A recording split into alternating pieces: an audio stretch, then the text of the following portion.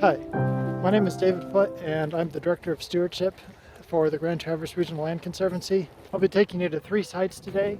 They're all important to water quality in East Grand Traverse Bay, and they're going to include the proposed Mitchell Creek Meadows Preserve and the proposed Gorge Preserve, and it's going to include the Tobago State Game Edition. Right now I'm standing in Mitchell Creek Meadows, which is a major water quality land acquisition that we're doing, where we're trying to protect 160 acres of the former Mitchell Creek Golf Course. It hasn't been actively golfed or managed in 14 years, and as you can see, nature is doing a really good job of reclaiming this site.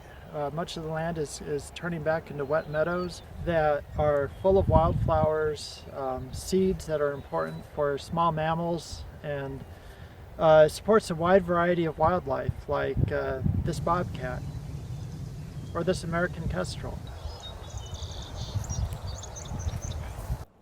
But this important property protects over 2 miles of shoreline along both arms of Vanderlip Creek.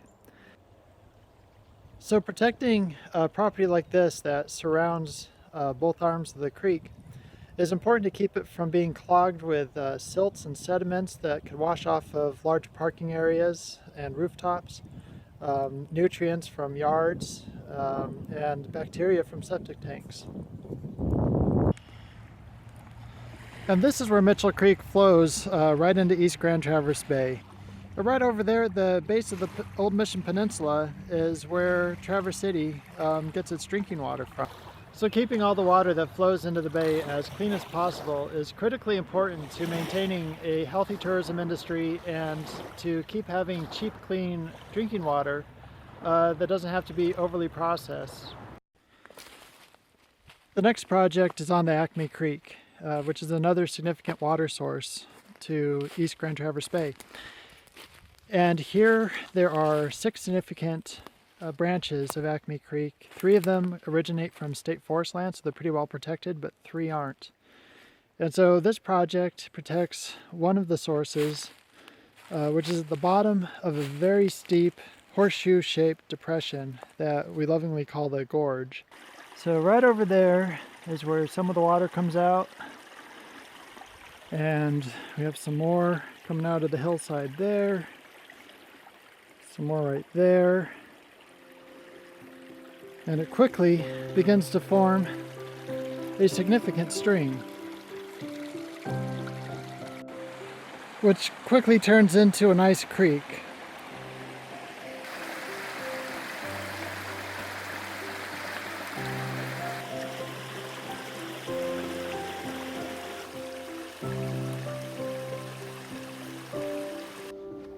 So that's the gorge. It's definitely a property worth protecting.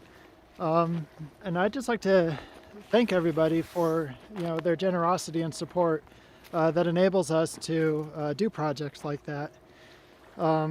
We've got a couple dozen projects right now through the Campaign for Generations that are protecting water quality throughout our 5-county area.